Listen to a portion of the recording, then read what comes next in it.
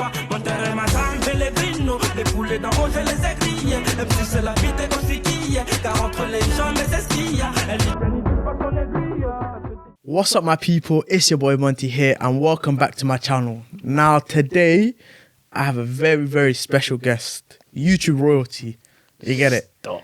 Come on. Stop. Literally. Broski, introduce yourself to the people then. Yo, man, it's your boy Prince Salad. Just here, doing a little video with my boy. Yeah, man. Not really looking forward to it, because the little briefing that we got beforehand wasn't really didn't fly with me, but it's what it is, and we'll see what happens. Nah, so basically, the way this is going to work out, it's a two-part thing. So, guys, this clip is obviously going to be always before a podcast. So, we're going to record a podcast later on. But for now, to warns my bro, we're going to go through his social media. Now, I done a bit of research and dug in to his socials. So I was like, you know what? Let me go back to 2018, 2017, go down, see what I can find. I was a different person. I was a different person. Oh, no, that's a great concept, I can't lie. Yeah, Yeah. And the way it is, yeah, I'll be very honest, bro. It's just to warm you. Very simple. Because now you're going to see the tone that we're going to set for out. Say no more. You get me? Let's get cracking. Okay, the first one, it's going to be a mellow one. I want you to talk about this clip. Yeah. If you can almost play it out loud. It's a video. Yep, it's a video.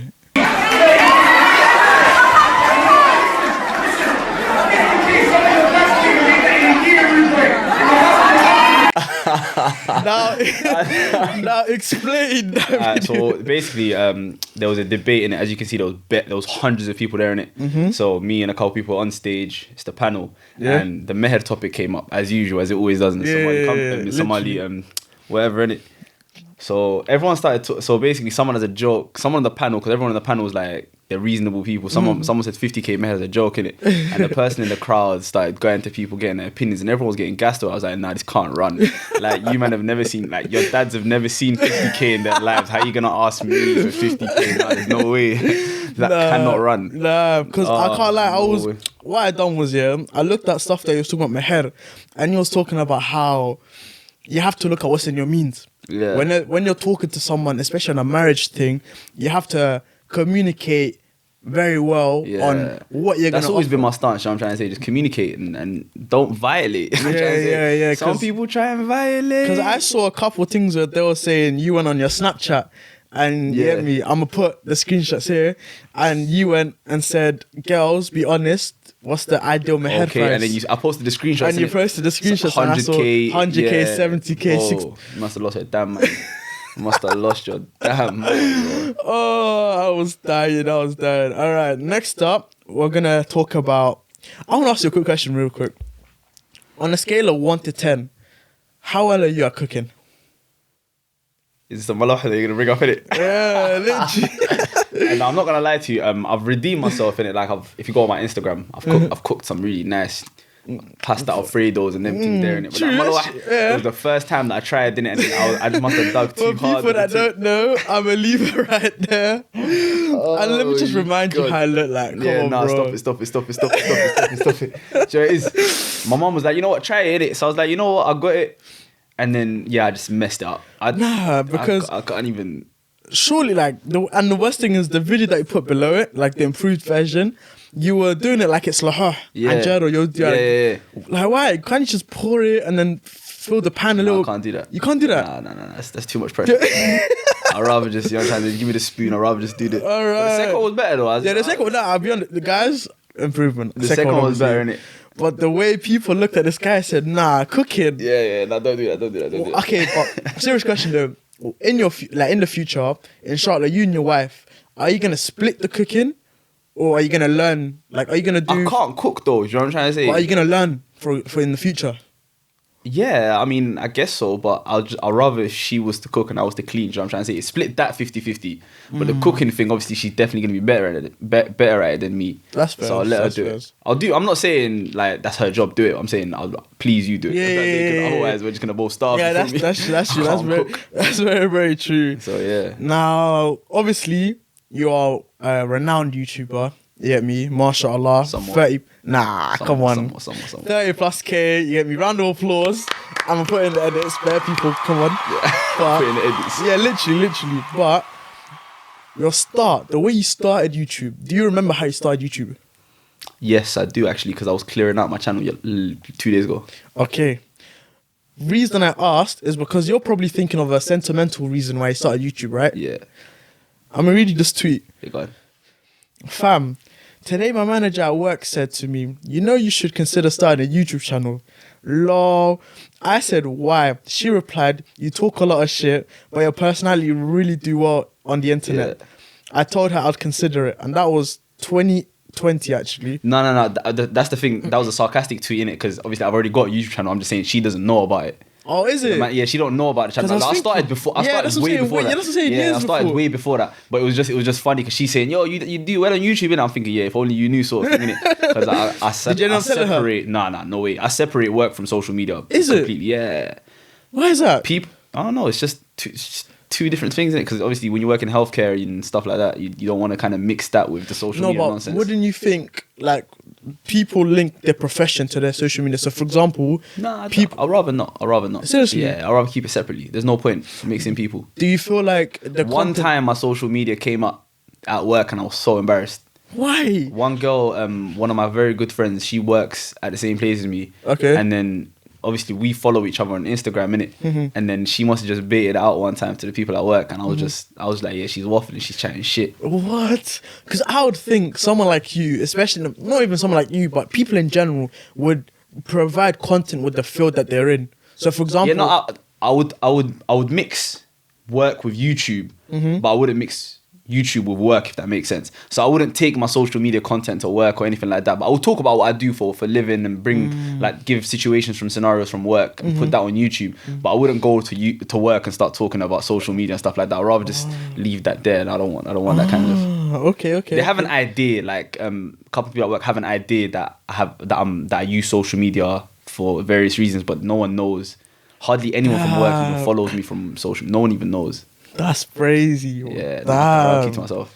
Okay, so now we're gonna go back to 2019. Okay. I'm gonna read you. Well, you did a series of tweets, but I'm gonna read you the beginning. Yeah. I had no steady income last year. I was getting lucky and I was making money hosting events and stuff. So once in a while I'd get money here and there. I was creating videos for people that were paying me chump change compared to what I had held them onto. I need that quick P. And then you go on to say stuff like you took a year out to focus on YouTube, making content, etc. And then alhamdulillah, things changed. You got yourself a job, put money in your mom's hand, paid her back or paid everyone that you owed, and start doing things with your own money. You haven't looked since, alhamdulillah. Now, the reason I brought this tweet up is because a lot of people I know can relate to a moment where they're really down. Yeah. And they're like, rah, this is rock bottom. How on earth am I going to get out of this? And they probably have aspirations to be like whatever field they want to be in, but their current circumstances don't allow them to like achieve that. So my question to you is, when did the penny drop for you to start? To be fair, it just came to a point when I was like, okay, it ain't really like I can't just carry on being a bum sort of thing. I wasn't really a bum anyway because I still had a YouTube channel. I was still hosting events. But it was nothing steady. Do you know what I'm trying to say? So I'd host an event, get a couple £100, and then for a couple of weeks I'm not really doing anything again. Do you know what I'm trying to say? So I just got tired of just sitting there doing nothing. And I realized obviously I'm getting older now. I need to kind of do something. So So do you feel like, for example, your YouTube and the content that you was going to make in the future motivated you to the point where you're like, you know what, I can't just be in the yard and do nothing? No, I had to do something. Do you know what I'm trying to say? Like it just wasn't a good time at life. Do you know what I'm trying to say? So I was thinking, yeah, I need to do better. And I was actually making a lot of content at the time. It was a period of my life where I made the most content, but I got finessed for the content. Does that make sense? Okay. So basically, I was making videos for people. I was helping people do whatever they were doing, and I was creating videos of me for their platforms. And they were giving me a little bit of money, But if I had posted it on my own platform and stuff like that, I would have made a lot more. So it was just one of them ones where you can see the quick money. I understand it. So it was just one of them times I was like, I was taking anything I could get, really, not really thinking about the long game, and thinking if I hold on to these videos and post them myself, or if I do this stuff for myself, then it's understandable. So now that was 2019. I'm gonna take you back to 2018. Yeah. And when I was doing my research, I found out that bare research. I done bare research. I can't lie. Bare research. So I found out that there's 2018 and 2019 were, you can correct me if I'm wrong, were very contrasting years. Yeah. But Definitely. I'm gonna read a post that you posted in 2019, and he said May 13, 2018 compared to May 13, 2019. Yeah. And when I saw that post, I was like, in a year, and people, when I said to you earlier, you're hitting rock bottom, this was life or death. Yeah. This is a very, very serious situation that you got yourself into. And alhamdulillah, things have progressed. But I will need to go back at that time and say to yourself, because obviously a lot of people that are watching this want to know, once at that bottom, they think it's done. Yeah. You showed with your dissertation that anything's possible. So I want you to go back at that time and tell me what caused you to focus and get your dissertation done, even though you was in a circumstance that not everyone can relate to. Yeah. You get it? So I want you to go back at that time and tell me. You know what it was? First and foremost, alhamdulillah, that I made it through in the first place. But wallahi, all credit to my friends and family, bro. Like mother's life, I had some really, really solid people around me in my life at the time. So those are the people that kind of helped me get back on my feet and stuff like that. And generally I'm a positive person anyway. So as soon as I was able to like walk and talk and stuff, it was like I forgot anything that happened. So my mom continuously used to remind me, like, relax, we just came out of an accident. I'm trying to say. But I'm thinking everything's normal because I'm trying to just put it behind me. It's something I'm good at, innit? Like when a bad situation happens, I kind of put it to the back of my mind and try and see how I can look forward, because it's happened now, innit? So I was like, I need to get back into uni. Do what I got to do, and I finished, alhamdulillah. Literally, like a year makes a difference, innit? It really does, because literally I see here May 13 across 2 years, and one was absolute bottom. I was in a coma, and one is at your top. And I see you with your paper. No, it was a good. I'm not gonna lie, it was surprising to me as well, because you know how Snapchat does that the throwback thing. So it was just crazy how that specific day was the one. And obviously, because I'm in a coma and no one, but obviously just for the sake of it, the people around me are taking a picture on my phone and saving it for me, and it's for me to see later on. So I thought it was a good idea anyway. But so it was just crazy how that day I got that throwback, and I finished uni that day as well. I essentially graduated that day. So it was a big deal, sort of thing. Okay. So now I want to ask you, does that moment of you being at your rock bottom, did that inspire you and give you the motivation to be like, obviously everything is qadar, innit? But at that moment in time, do you say to yourself, I never want to be at bottom ever again? So relating back to the money situation in 2019, and then the situation in the was that a car accident? Or I got into a car accident. So you're like, I never want to be in a position where I'm at that low.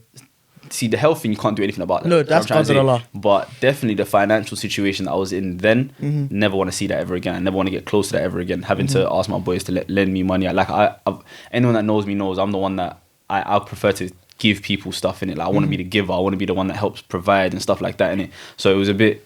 I didn't, obviously I know that my friends and family always got me in it. Like that's nothing I'm never gonna doubt in it. Like the people around me, I can ask them for whatever and they've got me. I know that. But I'd prefer to be the one on the giving end. So I never want to go to that point financially ever again.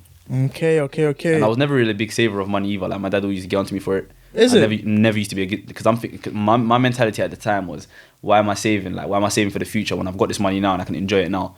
But then you realize, okay, there's a time where something can happen, and then there's no like money. Day. So there's no money that's coming in, and you're thinking, it's an issue.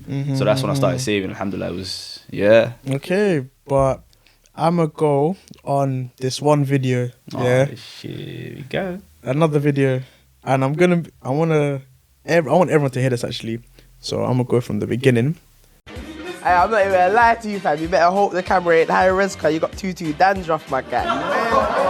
Hey. You get what I'm saying? Is that what we're gonna do now? Yeah. No, I come to give you more work in it. You need more work. Yeah. Fam, it's snowing on the road, fam. I just want to know, how on earth did him, you, barbershop settings, and then the tweet relating to, I'm thinking, what? Yeah. Explain that one. So there's not really much of an explanation. They were doing this thing, GRM Daily, and then I thought it was interesting. So I hollered at them. They go, yeah, come through, sort of thing. You know what I'm trying to say? See what you're saying. I was like, yeah, why not? You know what I'm trying to say? Obviously, I'm a big fan of Chip. I always have been. Yeah. And I was like, yeah. I mean, what's the worst that can happen? I was planning to go very, very short on my hair anyway. I mean, if you look at the video. Yeah, I saw the video. You didn't F up my hair at all. No. I was expecting it to be worse, innit? So, literally. so I thought, you know what? It's not what's the worst that can happen. I'm gonna go really, really short anyway. Let's just have a bit of fun with it. Like, obviously networking as well. You know what I'm trying to say? Yeah, very true. So very, very true. I've seen him. Obviously, 'cause I grew up in Tottenham as well. I see him around, but now when I see him, it's like a yo. So it's a networking. So obviously, it's a banter video, whatnot. But Exactly. It is what it is. You know what I'm trying to say? I always think of things like certain moments in your life, yeah, where you do something, but to the outside person, it's like a rah, like Prince Saleh, Chip, collab, rah, like, is that gonna happen? 2021, who knows? Yeah. But it's like, when I saw that video, obviously I'm looking at thinking, for these two people to come together, that must have been some mad behind the scene work, wallahi, because as someone it was actually bare simple. Wallahi, it was actually very, very simple. So basically, they reached emails, out. yeah, something like, it was a couple emails, yeah. Was it a show for them? Yeah, it's on GRM Daily. Okay. It's on GRM Daily. It was it's where rappers cut like people's hair, innit? And then just got in touch. Just a couple Did you select what episode you wanted to be on? Yeah, they asked me what artist I wanted to be on and what artist I would have preferred. Okay. So it could have been Krypton Conan, Heady1 or RV. Imagine Heady cutting your hair. They violate. If you see the episode of Them Man Done It, they violate the guys. I listen. There's no way I'm sitting in a chair. My days! And Heady Imagine Heady1 cutting your hair. Heady1 and RV. There's no way. Like. Oh my days! That was funny, but nah. Yeah, no, it was a good. It was a good experience. It was a good experience. Yeah, 100%. Few moments later. Shambles, absolute shambles.